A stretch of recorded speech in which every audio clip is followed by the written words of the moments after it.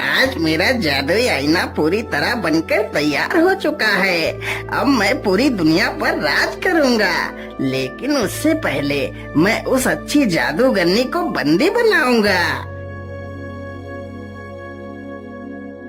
तुम चिंता मत करो बेटा, सब कुछ ठीक हो जाएगा। अरे ओ जादूगरनी, आजकल तुम्हारे भलाई के चर्चे तो पूरे राज्य में हो रहे हैं। थोड़ा सा हमारा भी भला कर दो। अरे दुष्ट जादूगर, तू फिर से आ गया। आज तो मेरे हाथों से नहीं बच पाएगा। जादूगरनी तुरंत अपने जादुई छड़ी से उसके ऊपर वार करती है, लेकिन जादूगर अपना आईना सामने कर देता है तो वह अच्छी जादूगरनी उसी आईने के अंदर चली जाती है। ओ दुष्ट जादूगर, मुझे यहाँ से बाहर निकाल। मेरी अच्छी जादूगरनी, अब इसी आईने में सड़ती रहो पूरी जिंदगी। अब तो मैंने इस जादूगरनी को कैद कर लिया है। चलो अब महाराज को बंदी बनाता हूँ और खुद इस राज्य का राजा बन जाता हूँ।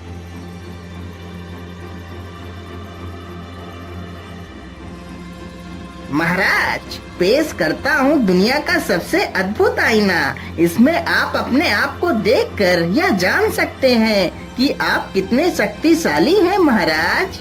हाँ हाँ जादूगर, क्यों नहीं, मैं इसमें जरूर देखना चाहूँगा आखिर मैं कितना शक्तिशाली हूँ। राजा चुपचाप आईने के सामने जाता है, तभी वह उसी आईने में समा जाता है।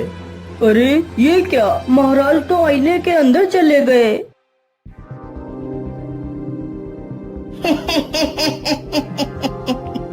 ध्यान से सुनो मेरे दरबारियों, आज से तुम्हारा राजा मैं हूँ। अरे दुष्ट जादूगर, हम तुझे जिंदा नहीं छोड़ेंगे। सैनिक जैसे ही आगे बढ़ते हैं, जादूगर उन्हें वश में कर लेता है। राज्य सभा में जितने भी लोग थे उन सभी को वह जादूगर अपने वश में कर लेता है।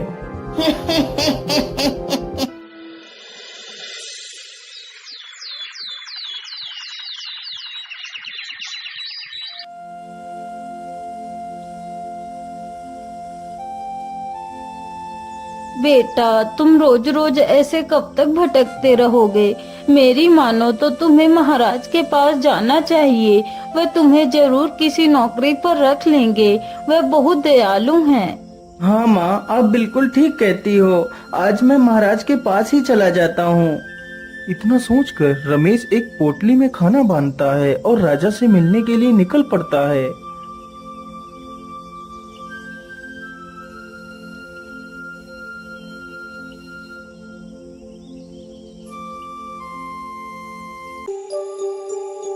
अरे कौन है तू और मुंह उठाकर कहाँ चला आ रहा है?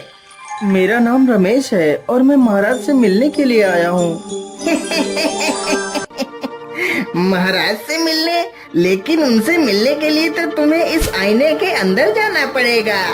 लेकिन मैं कुछ समझा नहीं, आप क्या कहना चाहते हैं? मैं यही कहना चाहता हूँ कि मैंने तुम्हारे महाराज को बंदी बना लिया है और अब मैं खुद इस राज्य का राजा बन गया हूँ। वैसे तो मैं एक जादूगर हूँ। अरे दुष्ट जादूगर, तू मेरे महाराज को छोड़ दे, नहीं तो मैं तुझे जिंदा नहीं छोड़ूंगा। बेचारा रमेश जैसे ही उस पर प्रहार करने के लिए आगे बढ़ता है, तभी वह जादूगर तुरंत ही अपने आईने को रमेश के सामने कर देता है, तो रमेश भी उसी आईने में समा जाता है। अरे ये मैं कौन सी दुनिया में आ गया? लेकिन यहाँ पर तो कोई भी नहीं दिखाई दे रहा है। आखिर महाराज कहाँ पर हो सकते हैं? चलो सीधे ही चलता हूँ।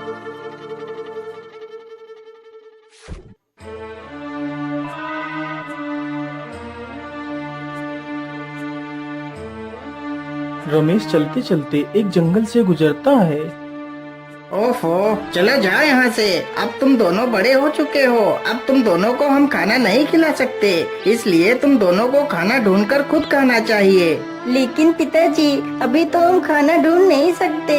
कुछ दिनों के लिए हमें और रुक जाने दीजिए। लेकिन कौवा जान चुका था कि उसके दोनों बच्चे अब खुद पर निर्भर होने के काबिल हो चुके हैं, इसलिए कौवा अब उन दोनों बच्चों को अपने ऊपर निर्भर नहीं रखना चाहता था।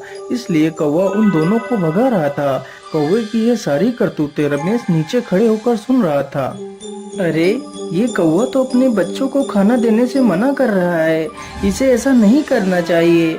चलो भागो तुम दोनों यहाँ से, नहीं तो मैं तुम दोनों को चोंच मार मार कर भगाऊंगा। अच्छा ठीक है पिताजी, हम दोनों यहाँ से चले जाते हैं। इतना कहकर दोनों बच्चे पेड़ से नीचे उतरकर वहीं बैठ जाते हैं। अरे बच्चों, तुम परेशान मत हो, मैं तुम्हें अपना खाना दे देता हूँ। इतना कहकर रमेश अपनी पोटली से 2 रोटियां निकालकर उन दोनों बच्चों के सामने रख देता है। हे नेक दिल इंसान, हम तुम्हारा ये एहसान कभी नहीं भूलेंगे। इतना सुनकर रमेश आगे बढ़ता है, तभी अचानक से काले बादल छा जाते हैं और जोर जोर से हवाएं चलने लगती हैं। अरे ये क्या, अचानक से इतने काले बादल कहाँ से आ गए? मुझे लगता है अब तो जोर की बारिश आने वाली है। मैं ऐसा करता हूँ, जल्दी से किसी सुरक्षित स्थान पर चलकर छिप जाता हूँ।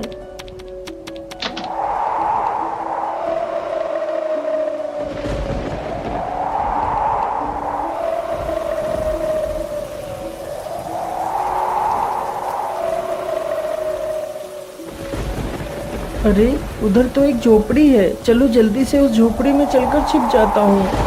रमेश जल्दी से उस झोपड़ी में जाकर छिप जाता है। ओहो, आज तो मैं कितना थक गया हूँ। मैं ऐसा करता हूँ, इसी स्थान पर थोड़ा सा आराम कर लेता हूँ। इतना कहकर वह जमीन पर लेट जाता है और सो जाता है।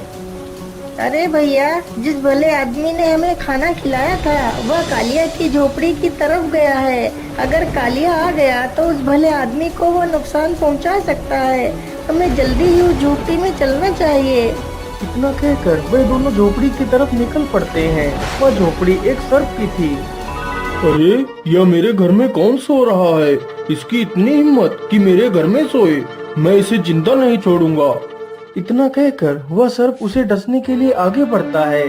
तभी वह दोनों बच्चे वहां पर आ जाते हैं और उस सर्प की पूंछ पकड़ लेते हैं। ओहो, ये इतनी जोर जोर से कौन चिल्ला रहा है? मुझे सोने दो। अरे राम राम राम, ये कितना जहरीला सर्प है। क्या करूं, क्या करूं? रमेश तुरंत ही पास में पड़े एक पत्थर को उठाता है और सर्प के ऊपर पटक देता है, जिसकी वजह से सर्प मर जाता है। अरे बच्चों, तुम्हारा बहुत बहुत धन्यवाद। यदि आज तुम दोनों नहीं होते तो मैं आज इस सर्प के हाथों मारा जाता। इतना कहकर रमेश आगे के लिए निकल पड़ता है। वह चलते चलते समुद्र के किनारे से गुजरता है। तभी वह देखता है एक मछली पानी के बाहर पड़ी है और तड़प रही है। यह देखकर रमेश को उस पर दया आ जाती है। अरे राम राम राम, ये मछली तो समुद्र की लहरों की वजह से बाहर आ गई है। चलो इसे वापस पानी में छोड़ देता हूँ। रमेश तुरंत उस मछली को उठाता है और पानी में छोड़ देता है। अरे युवक, तुम महान हो, तुमने मेरी जान बचाई। मैं तुम्हारा यह उपकार अपने पूरे जीवन नहीं भूलूंगी। तुम्हें जब भी मेरी मदद की आवश्यकता पड़े तो तुम मुझे जरूर याद करना। ए मछली, मैं यहाँ पर अपने महाराज को ढूंढने के लिए आया हूँ। क्या तुम हमारे महाराज को ढूंढने में मेरी मदद करवा सकती हो? हाँ हाँ, मैं जानती हूँ। तुम यहाँ से सीधे चले जाओ, वहाँ पर एक जादुई गुफा आएगी, तुम उसी में चले जाना। तुम्हें वहीं पर महाराज मिल जाएंगे। मछली की यह बात सुनकर रमेश सीधे उसी दिशा में चला जाता है।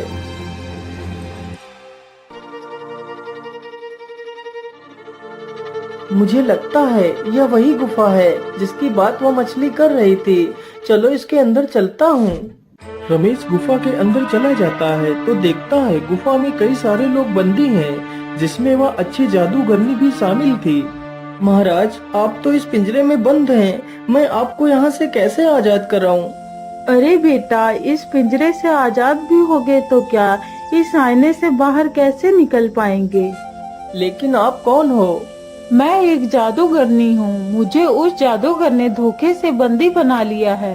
हे जादूगरनी, क्या यहाँ से बाहर निकलने का कोई मार्ग नहीं है? बेटा, यहाँ से बाहर निकलने का बस एक ही रास्ता है।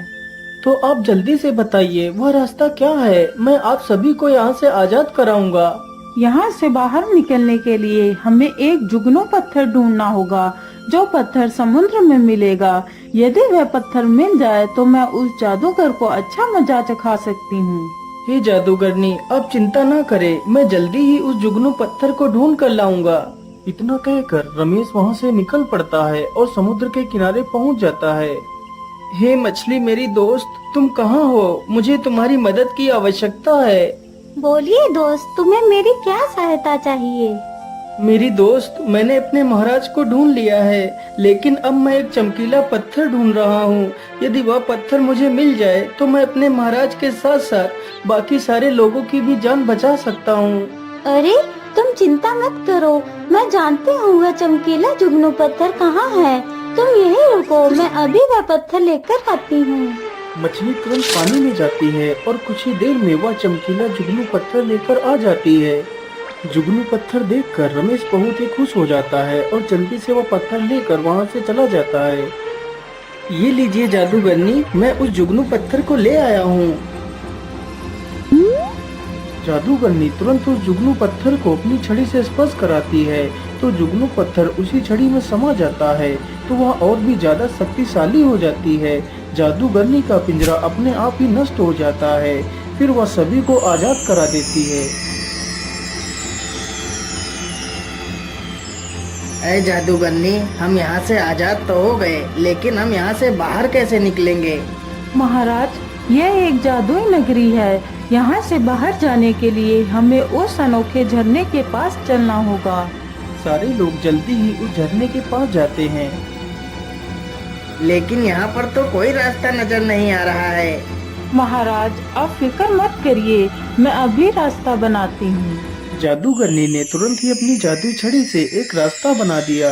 फिर सारे लोग उसी रास्ते के अंदर चले जाते हैं। अरे ऐसे कैसे नहीं देगा?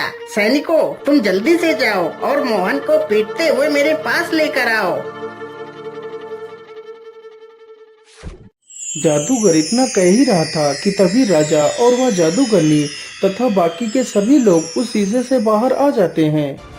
अरे रे रे रे, ये क्या? ये सारे लोग बाहर कैसे आ गए? चलो कोई बात नहीं, बाहर तो निकल आए, लेकिन अब तुम लोग जीवित नहीं बचोगे। जादूगर तुरंत अपनी जादुई छड़ी से उन सब पर अपना वार करता है, लेकिन तभी वह जादूगरनी उसके वार को रोक लेती है।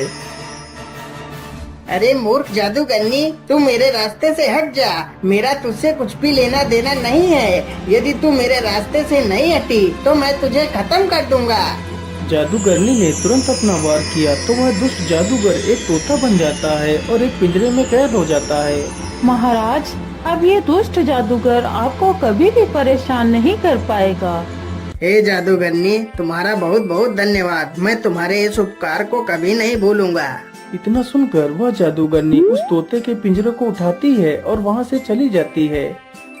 लेकिन बेटा, तुम कौन हो और तुम अचानक से उस आईने में कहां से आ गए थे? महाराज, मेरा नाम रमेश है और मैं आपके राज्य में ही रहता हूँ। फिर रमेश अपनी सारी कहानी राजा को सुनाता है। अरे रमेश, तुम बहुत ही बहादुर हो। मैं तुमसे बहुत प्रसन्न हुआ। यदि तुम अपनी बहादुरी नहीं दिखाते तो हम कभी भी उस कैद से आजाद नहीं हो पाते। इसलिए आज से तुम मेरे विशेष अंगरक्षक हो। उसी दिन से रमेश राजा का विशेष अंगरक्षक बन जाता है।